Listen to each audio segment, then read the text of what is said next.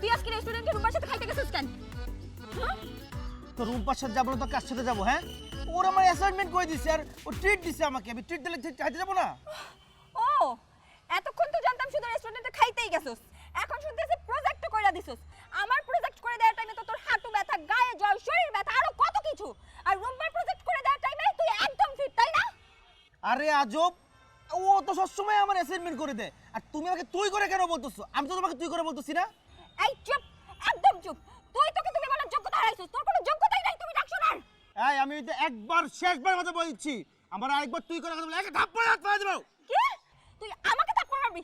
আমাকে থাপ্পড় মারবি? তোর সাহস থাকে আমাকে থাপ্পড় মার। মার, থাপ্পড় মার, তুই থাপ্পড় মার আমাকে। তুই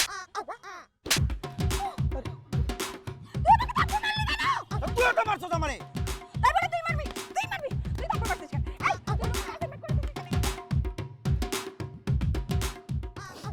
আশ্চর্য ব্যাপার, তো কি দরকার ছিল ওর থাপ্পড় মারার? হ্যাঁ, আরে ভাই, এটা মেয়ে মানুষ কি চোর নাকি থাপ্পড় মারবি তুই?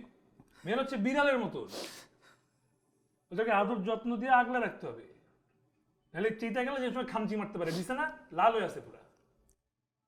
আমি কি করব? দেখতেছিলি না কেমন ব্যবহার করতেছিল?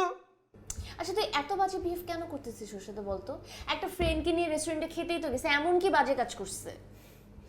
দেখ সামিয়া, ওকে না আমি ছোটবেলা থেকে চিনি। অ্যাটলিস্ট ওর ক্যারেক্টার আমাকে শিখাইস না।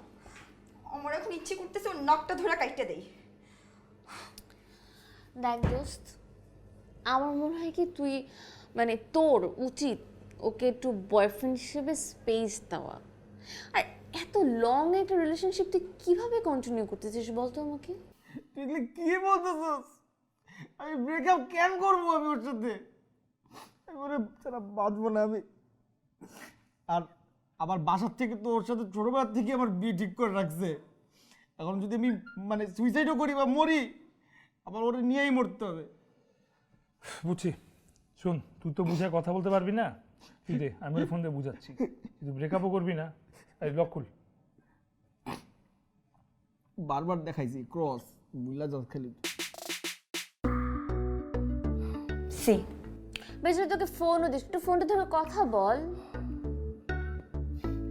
তোর প্রেম এত উতলাই পড়লে না, তুই ধরে কথা বল। হ্যালো হ্যালো, আচ্ছা স্মিতা, তুমি ফোন রাখার আগে আমি জাস্ট 2 মিনিটের কথা বলতে চাই। দেখো, তানি ভুল করছে, ও ও রিগ্রেট করতেছে, মানে ও কানতে কানতে অবস্থা খুবই খারাপ, ওরে হসপিটালে ভর্তি করা লাগতে পারে। ও রিগ্রেট করতেছে তোমাকে থাপ্পড় মারছে, আমি ওর হয়ে তো মানে তোমার কাছে সরি বলছি, প্লিজ। আচ্ছা লিসেন, আই এম সরি, আমি আসলে সিনথিয়া না, আমি সামিয়া। আর সিনথিয়ার আসলে এখন কথা বলার একদমই মুড নেই। সিনথিয়া তো চাচ্ছিল যে তানিমের সাথে ব্রেকআপ করে ফেলবে, আমি ওকে বুঝাচ্ছি যে এতদিনের রিলেশনশিপ ব্রেকআপ করার কি দরকার। আচ্ছা, আপনার সঙ্গে একটু কথা বলা যাবে?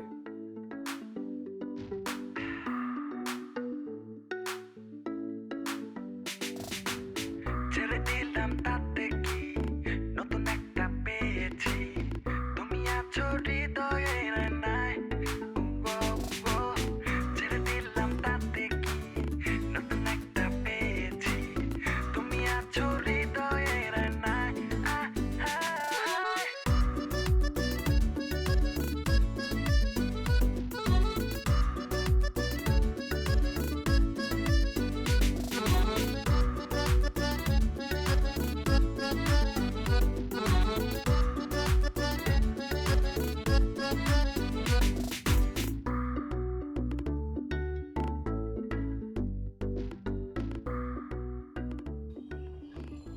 Hello,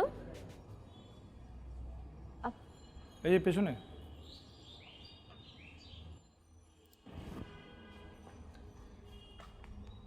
Fuad, Samia, right. আপনার ব্যাপারে অনেক কথা শুনেছি। গুড থিং আর bad thing? Do you think আপনার ব্যাপারে কেউ ব্যাড কিছু বলতে পারবে?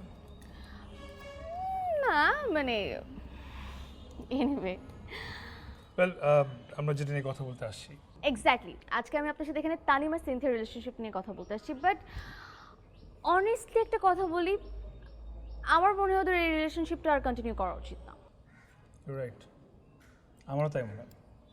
মানে 4 বছর একটা মানুষের সঙ্গে। How is it possible? আচ্ছা মানে এত লং রিলেশনশিপের প্রবলেমগুলোই হচ্ছে এটা, এরকম যে একসময় ঝুলে যায়, ঝগড়া হয়, everything is so Messi, just সব কিছু ধ্বংস করে ফেলা, দ্যাটস ইট।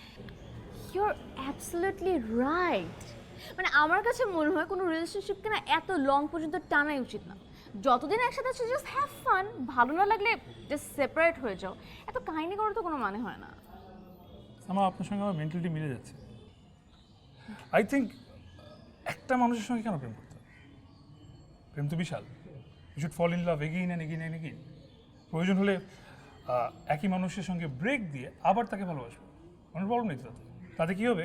বোরিং হবে না, ঝগড়াঝাটি হবে না, এভরিথিং উইল বি সেফ। আপনি কিভাবে আমার মনের কথাগুলো বলছেন বলেন তো? মানে just look at me, look at me. Do I look like sad? Exactly না, ঠিক না?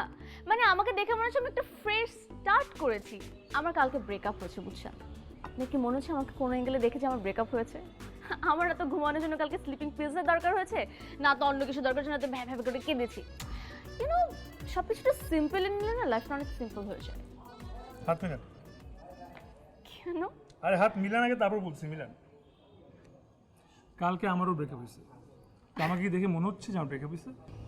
একদমই না। আমার এক্স গার্লফ্রেন্ড আমাকে বলে যে আমি নাকি প্যারা দিই। হোয়াট দ্য হেল, ও আমাকে প্যারা দেয়।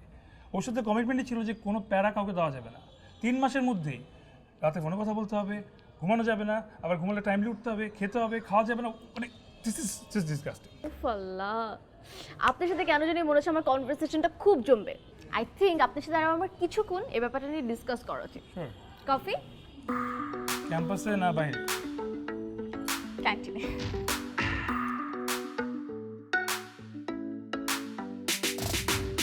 ছেড়ে দিলাম তাতে কি, নতুন একটা পেয়েছি। তুমি আছো হৃদয়ের আয়নায়। ও, ও, ছেড়ে দিলাম তাতে কি, নতুন একটা পেয়েছি। তুমি আছো হৃদয়ের আয়নায়।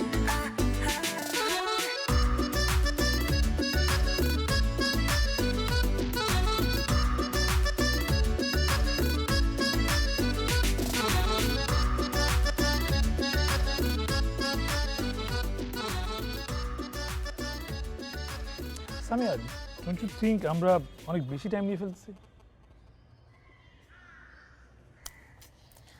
আমাদের পরিচিত মাত্র 3 সপ্তাহের। আই লাভ ইউ বলতে এত সময় লাগে নাকি? আই লাভ ইউ তো 2 সেকেন্ডে বলা যায়। Exactly. I love you too বলতেও 2 সেকেন্ডের বেশি লাগে না। তার মানে কি আজকে আমরা ফ্রেন্ড থেকে girlfriend boyfriend? Sure, why not. But রিলেশনশিপে যাওয়ার আগে আমার কিছু শর্ত আছে। রিলেশনশিপ শুরু করার আগে রিলেশনশিপের এক্সপায়ারি ডেট ঠিক করতে হবে। তাহলে এক্স্যাক্টলি আমরা কত মাস ডেট করব? আই থিঙ্ক একটা রিলেশনশিপে প্রপার ফিল পাওয়ার জন্য 3 much is enough. 3 mass? Well, আমাদের সেমিস্টারটা যা শুরু হলো, তার মানে সেমিস্টার শেষ হওয়ার সাথে সাথে আমরা ব্রেকআপ করে ফেলবো। হ্যাঁ তাও হয়, সেমিস্টার 4 মাস, no problem.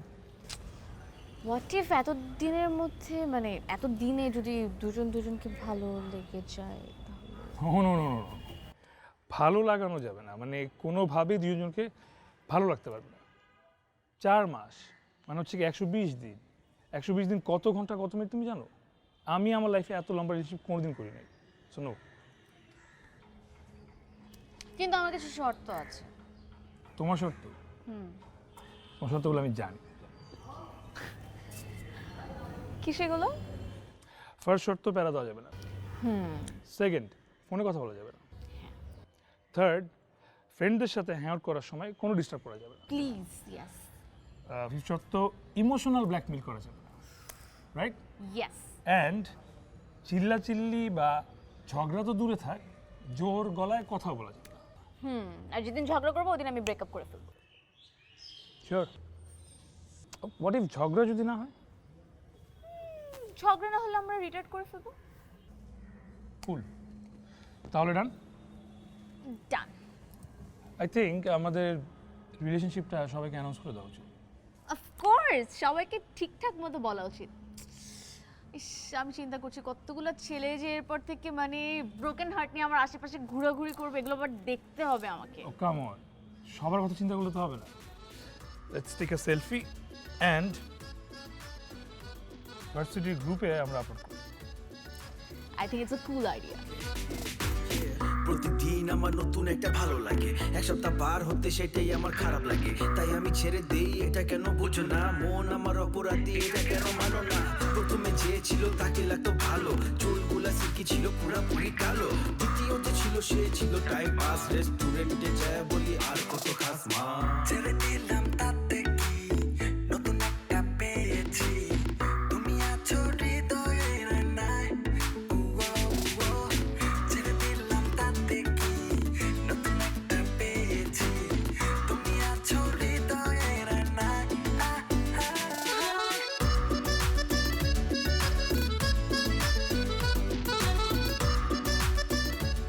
3.50 3.60। I mean, but I'm really happy. আমার মনে হয় এটা আমার সবচেয়ে ভালো রেজাল্ট হয়েছে এবার। এটা তোমার সাথে রিলেশন হওয়ার কারণে হতে পারে। Same here. তার মানে কি এখন এই রেজাল্ট ভালো করার জন্য এই প্রেম টিকে রাখতে হবে? অনার্স তো শেষ, তারপর পড়াশোনা শেষ হয়, তারপর মাস্টার্স আছে, পিএইচডি আছে, চলতেছে চলুক। You know what, the best. I know I am the best. মানে তোমার আমার মোমেন্টসগুলো না অনেক জোস। আমি আগেও তো প্রেম করছি, কিন্তু অন্য মেয়েদের সাথে না তোমার কোনো কম্পারিজনই করা যায় না। You too cool. I know, you know, আমার এরপরে যে বয়ফ্রেন্ডগুলো হবে না, ওদের লাইফগুলো হেল হয়ে যাবে। জানো?